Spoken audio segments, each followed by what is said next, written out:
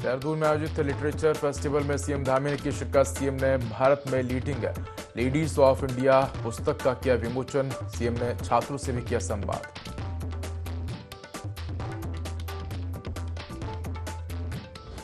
आज प्रदेश भर में मॉक ड्रिल का आयोजन। भूकंप जनित आपदाओं के प्रबंधन के लिए की मॉक ड्रिल।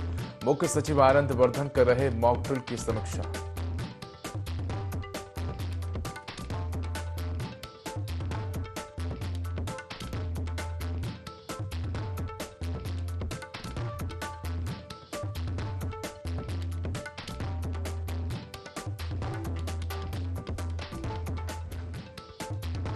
बिहार में एनडीए की जीत पर कांग्रेस का वार। चुनाव आयोग और बीजेपी पर साधा निशाना।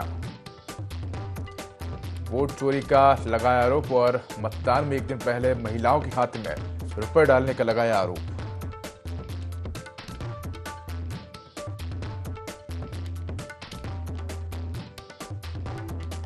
लक्सर में ग्राम सभा की जमीन पर बनी मजार पर की बड़ी कार्रवाई। बुलडोजर चलाकर किया जमींदोज। पूरे इलाके में रहा पुलिस का कड़ा पहरा।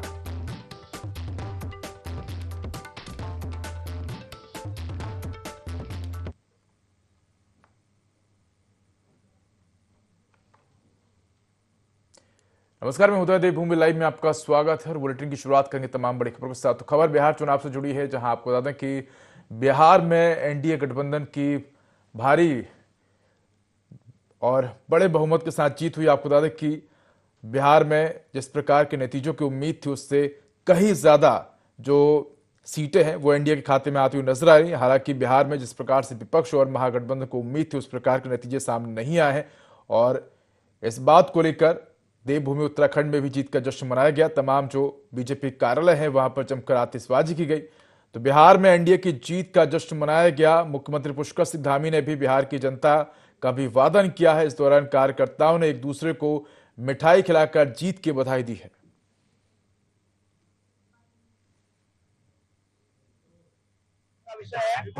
बिहार की जनता और बिहार की मातृशक्ति ने ये साबित किया है कि प्रधानमंत्री नरेंद्र मोदी इस देश के जन जन के दिल में बसे हुए हैं। ये जीत एक और बात दिखाती है कि कांग्रेस को अब भविष्य में राजनीति के इस क्षेत्र से हटकर जनता के दिलों में स्थान बनाना पड़ेगा। आज कांग्रेस का नेता नहीं बचा और जिसके चेहरे पर वो चुनाव लड़ रहे थे वो खुद चुनाव हार गया। इससे स्पष्ट होता है कि बिहार की जनता से ज्यादा जागरूक जनता कोई हो नहीं सकती। भूतपूर्व विजय हुई है, इसमें नेता प्रतिपक्ष के तौर पर कोई राजनीतिक दल नहीं पहुंच पा रहा है। आज मैं बिहार की जनता को बधाई देना चाहता हूँ, शुभकामनाएं देना चाहता हूँ, बिहार की मातृशक्ति को बधाई देना चाहता हूँ। एक बहुत बड़ी विजय बिहार में प्राप्त हुई है। इसके लिए आज पूरे देश भर में जो जश्न का माहौल है, इसके लिए बिहार की जनता को बिहार विधानसभा चुनाव में एनडीए की प्रचंड जीत के बाद देहरादून स्थित उत्तराखंड भाजपा मुख्यालय में जोरदार उत्सव मनाया गया। मुख्यमंत्री पुष्कर सिंह धामी का कार्यकर्ताओं ने गर्मजोशी से स्वागत किया। धामी ने इस जीत को ऐतिहासिक बताते हुए कहा कि बिहार की जनता ने सुशासन और विकास को लेकर वोट दिया है और उन्होंने इसे बीजेपी और एनडीए गठबंधन की बड़ी जीत बनाया। इस दौरान मुख्यमंत्री पुष्कर सिंह धामी का उपस्थित कार्यकर्ताओं ने गर्मजोशी से स्वागत किया है, साथ ही मिठाई बांटकर खुशी जताई है। तो ये तस्वीरें आपको दिखा रहे हैं देहरादून से, जहां मुख्यमंत्री पुष्कर सिंह धामी देहरादून स्थित बीजेपी मुख्यालय पहुंचे हैं, जहां कार्यकर्ताओं ने जीत का जश्न मनाया है।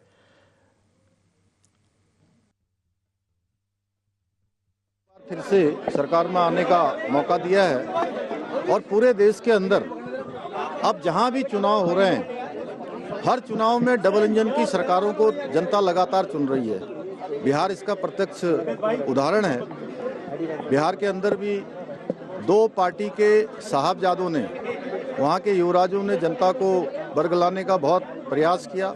बहुत वहां पर अफवाहें फैलाई गई, भ्रम फैलाया गया। मैं बिहार में गया था, मैंने देखा, लेकिन वहां की जनता का भरोसा मोदी जी पर और एनडीए गठबंधन पर था, क्योंकि जनता अब काम देखती है, काम के आधार पर वोट देती है और काम के आधार पर ही बिहार में इतना बड़ा बहुमत मिला है और एक ऐतिहासिक विजय वहां पर हुई है। इसके साथ साथ जनता ने सुशासन को चुना है, जनता ने भ्रष्टाचार को हटाया है, जनता ने परिवारवाद को नकारा है और जनता ने सुशासन को चुना है। जो सुशासन बिहार के अंदर, देश के अंदर स्थापित हुआ है, उसको जनता ने चुना है। मैं प्रत्येक कार्यकर्ता को भी जिसने वहाँ पर अपना योगदान दिया, उनको भी मैं बधाई देता हूँ। प्रधानमंत्री जी का बहुत अभिनंदन है कि उनके नेतृत्व में आज देश के अंदर एक नई कार्य संस्कृति जो देश के अंदर लागू हुई है और इस जीत ने साबित कर दिया कि आगे जहाँ भी चुनाव होंगे, उत्तर प्रदेश, उत्तराखंड, यहाँ भी झूठ, अफवाह, भ्रम और जो भ्रष्टाचार जो इनके शासन में हुआ करता था, अब जनता उसको नकारेगी। यहाँ की जनता भी इंतजार कर रही है कि इनको जो है बिल्कुल जड़ से नेस्तनाबूद करेगी। बिहार विधानसभा चुनाव में एनडीए को प्रचंड बहुमत के साथ जीत मिलने के बाद आज मुख्यमंत्री पुष्कर सिंह धामी भी भाजपा मुख्यालय पहुंचे, जहां पर इस दौरान जो कार्यकर्ता हैं उन्होंने पूरी तरह से यहां पर इस दौरान जश्न भी मनाया। ऐसे में देखा जा सकता है कि मुख्यमंत्री पुष्कर सिंह धामी की जिस तरह से यहां पर इस दौरान जो जनसभाएं रही हैं बिहार में, वो एक बार फिर यहां पर रंग लाई है, क्योंकि ये ऐतिहासिक पल है। और इस तरीके से इससे पहले भी जब विधानसभा के चुनाव अन्य राज्यों में भी हुए और मुख्यमंत्री पुष्कर सिंह धामी ने वहां पर जाकर के जिस तरीके से जनसभाएं की हैं, तो ऐसे में जो जीत है वहां पर इस दौरान देखने को मिली है। देहरादून से इंडी 24 के लिए कैमरा सहयोगी अतुल के साथ विनय सूद। बिहार विधानसभा चुनाव में भाजपा की प्रचंड जीत की खुशी नैनीताल में भी देखने को मिली है, जहां आपको बता दें कि कार्यकर्ताओं ने जीत की खुशी में पटाखे फोड़े हैं और मिठाई खिलाकर जश्न मनाया है। नैनीताल विधायक सरिता आर्य ने इस दौरान तमाम कार्यकर्ताओं और जनता के विश्वास और कार्यकर्ताओं के समर्पण की जीत बताई। उन्होंने कहा कि प्रधानमंत्री मोदी के नेतृत्व में देश विकास के मार्ग पर तेजी से आगे बढ़ रहा है। इसके साथ ही उन्होंने कहा कि भाजपा गठबंधन पर जनता ने भरोसा जताया है और साथ ही विधानसभा चुनावों में मिली जीत पर उन्होंने कहा है कि मोदी के नेतृत्व में देश विकास के पथ पर आगे बढ़ रहा है।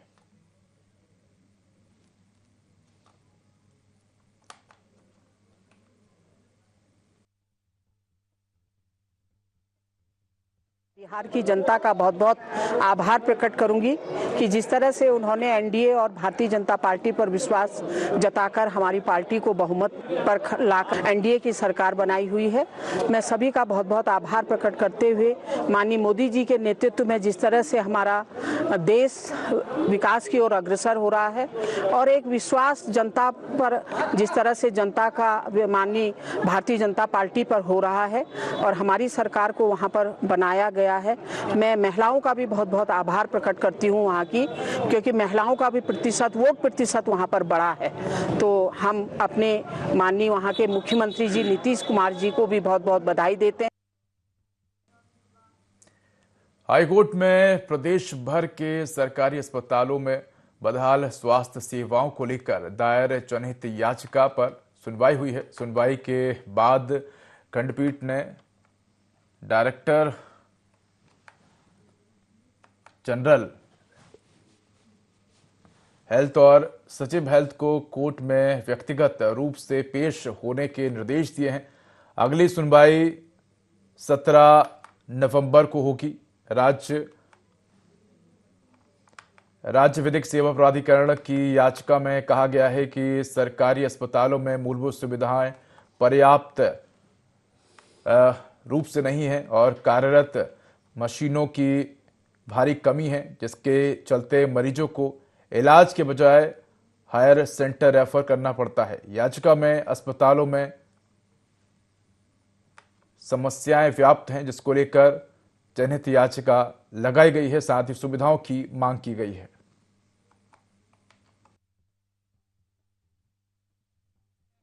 उसमें ये कहा गया था कि उत्तराखंड राज्य में जो पब्लिक हेल्थ केयर सेक्टर है, यानी कि गवर्नमेंट की जितनी भी संस्थाएं हैं, अस्पताल हैं, उनमें एडिक्वेट फैसिलिटीज़ नहीं है, इंफ्रास्ट्रक्चर नहीं है, और जो इंडियन पब्लिक हेल्थ स्टैंडर्ड के मानक हैं वो पूरे नहीं हैं। तो जिस कारण अधिकांश अस्पताल, खासकर पर्वतीय स्थानों के और जिला अस्पताल, सिर्फ रेफरल केंद्र बने हुए हैं। तो जिसकी वजह से राज्य सरकार का जो संवैधानिक दायित्व है, कॉन्स्टिट्यूशनल ऑब्लिगेशन है, वो फुलफिल नहीं हो रहा है। और साथ ही नागरिकों का, खासकर उन स्थानों का जहाँ से ट्रैवलिंग बहुत आसान नहीं है प्राइवेट अस्पतालों की तरफ, तो उन जगहों पर लोगों के मौलिक अधिकारों का उल्लंघन हो रहा है, क्योंकि राइट टू हेल्थ जो नॉन निगोशिएबल कंपोनेंट है फंडामेंटल राइट आर्टिकल 21 के तहत, तो इस पर कोर्ट ने संज्ञान लिया है और कोर्ट ने डायरेक्टर जनरल हेल्थ और सेक्रेटरी हेल्थ को कोर्ट में अपीयर होने के लिए कहा है असिस्टेंस के लिए फर्दर। उत्तराखंड हाई कोर्ट में काठ गोदाम से लाल कुआं तक नेशनल हाईवे चौड़ीकरण के बाद बने बेतरतीब कटों के कारण बढ़ती सड़क दुर्घटनाओं पर स्वतः संज्ञान वाली याचिका पर चयनित याचिका पर सुनवाई हुई है। और बता दें कि याचिकाकर्ता ने बताया कि आदेशों के बावजूद भी नेशनल हाईवे ने अब तक जमीनों स्तर पर कार्य नहीं किया है।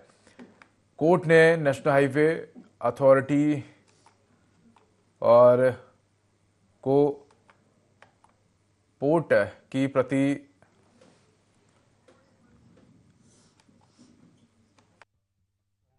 लाल कुआं, गोरा पड़ाव, तीन पानी, काठ गोदाम जो नेशनल हाईवे एनएच हमारा, उस पर जो है पिछले एक साल में जो है बेतरतीब कटों के द्वारा जो है करीब 1 दर्जन लोग मर गए और दर्जनों लोग घायल हो गए थे।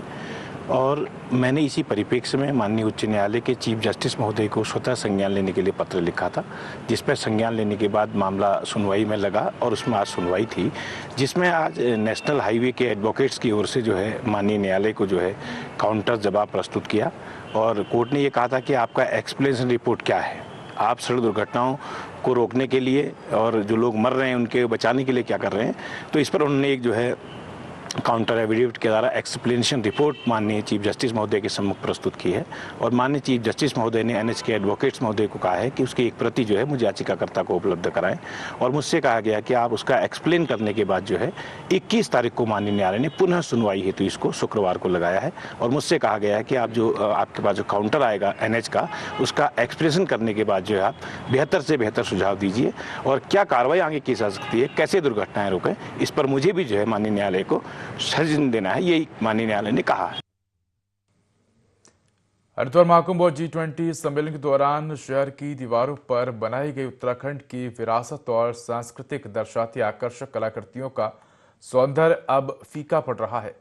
बताया जा रहा है कि भानियावाला फ्लाईओवर पर बनाई गई सुंदर पेंटिंग पर विज्ञापन पोस्टर और बैनर चिपकाए जाने से न केवल सरकारी संपत्ति का नुकसान हो रहा है, बल्कि शहर की खूबसूरती भी इससे बिगड़ती नजर आ रही है। हमारा देवभूमि उत्तराखंड प्रदेश है, ये एक पर्यटन प्रदेश है हमारा, और उसी पे ये जब कुंभ मेला स्टार्ट हुआ था हमारे क्षेत्र के अंदर, उस टाइम पे हमारे जितने भी ये सार्वजनिक जगह थी, सरकारी जगह थी, उन जगहों पे एक कलाकृतियां जो है, ये सरकार का बहुत बड़ा विजन के साथ जो है कलाकृतियां करी गई थी, जो हमारी धार्मिक और हमारी सांस्कृतिक धरोहर के रूप में जो है इसको दर्शाती है। माननीय मुख्यमंत्री पुष्कर सिंह धामी जी के बहुत बड़े विजन के रूप में G20 के टाइम पे जगह जगह जितनी भी हमारी सार्वजनिक, उस टाइम पे तो जो है व्यक्तिगत जगहों पे भी जो है पेंटिंग करी गई थी और बहुत सुंदर सुंदर कलाकृतियां बनाई गई थी। लेकिन समय के साथ साथ जब इसका रख रखाव नहीं हो पाया, उसके साथ साथ कुछ लोगों ने जो है इस पे अपने प्रचार सामग्री इस पे चस्पा करनी शुरू कर दी और कुछ लोगों ने अपने बैनर इस पे लगाने शुरू कर दिए और इसके कुछ गंदगी जो है इस पे करनी शुरू कर दी। तो जो है मैं जिला प्रशासन से और अपने स्थानीय प्रशासन से और अपनी नगर पालिका से ये गुजारिश करूंगा कि वो इस पर ध्यान दें और जो इस तरह की जो इस पे पोस्टर वगैरह लगा के जो इसका स्वरूप बिगाड़ दिया गया है, जो उसकी सुंदरता को खराब कर दिया गया है, उसको ठीक करें। तो फ्लाईओवर की कलाकृतियां, पोस्टर से बदसूरत हो रही सरकारी संपत्ति को नुकसान हो रहा है, अधिकारी मौन है। ऐसे में सवाल उठ रहे हैं कि कब आखिर इस तरह के जो विज्ञापन हैं जिसके माध्यम से सरकारी संपत्तियों को नुकसान हो रहा है, खूबसूरती बिगड़ रही, इन पर कब रोक लग पाएगी।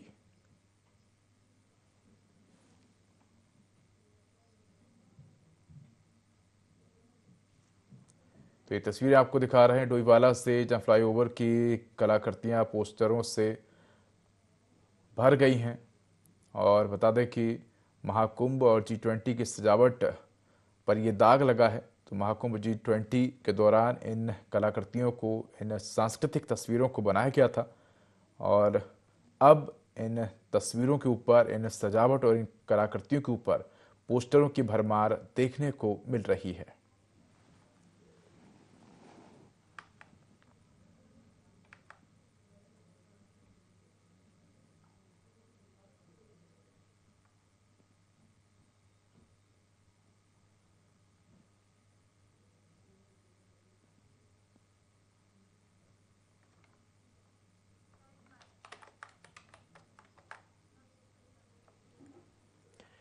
तो चलिए रुक करते हैं एक और खबर देहरादून से है, जहां देहरादून में आपको बता दें कि मुख्यमंत्री पुष्कर सिंह धामी ने शिरकत की है। तो स्टेट लिटरेचर फेस्टिवल का आयोजन किया गया और इसमें मुख्यमंत्री पुष्कर सिंह धामी ने शिरकत की है। इस दौरान सीएम ने भारत में लीडिंग लेडीज ऑफ इंडिया पुस्तक का विमोचन भी किया। वहीं कार्यक्रम में सीएम ने छात्रों से संवाद किया। इस दौरान उन्होंने कहा कि ये पुस्तक समाज के क्षेत्र में काम करने वाली महिलाओं के लिए प्रेरणादायक होगी।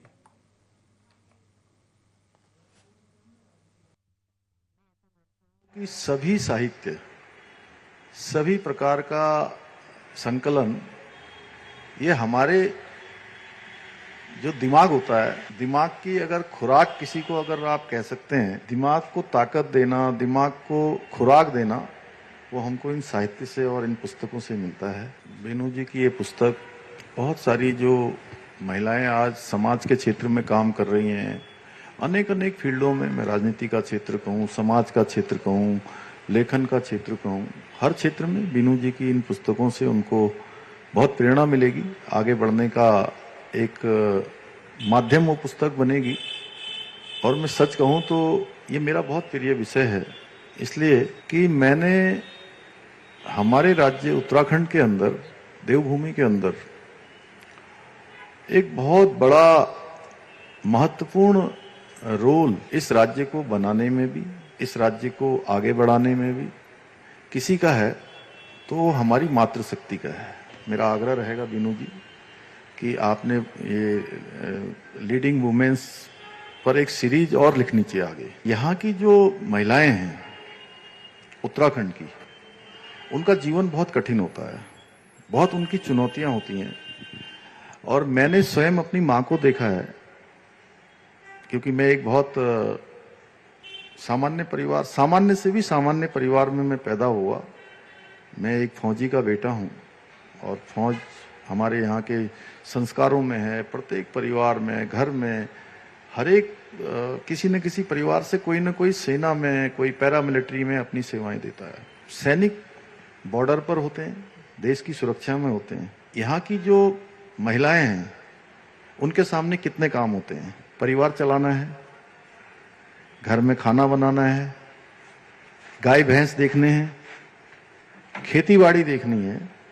और हमने ये भी देखा है कि महिलाएं अपने पीठ में छोटे बच्चे को जो है किसी चीज से बांध लेती हैं, उसके बाद घास काटने जाती हैं। तो इतनी कठिन परिस्थितियां मैंने देखी हैं। मैं यहाँ पर जो लोग हैं, वो भी जिन्होंने यहाँ के जीवन को नजदीक से देखा है, वो इस बात को जानते हैं अच्छी तरह से कि यहाँ का जीवन कितना कठिन है। लेकिन उसके बावजूद एक जो सबसे बड़ी बात है, प्रधानमंत्री जी ने एक बात बार बार दोहराई और पहली बार उनके मुंह से ये शब्द निकले उनके बाबा केदार के धाम पर कि ये दशक, उन्होंने कहा, उत्तराखंड का दशक होगा।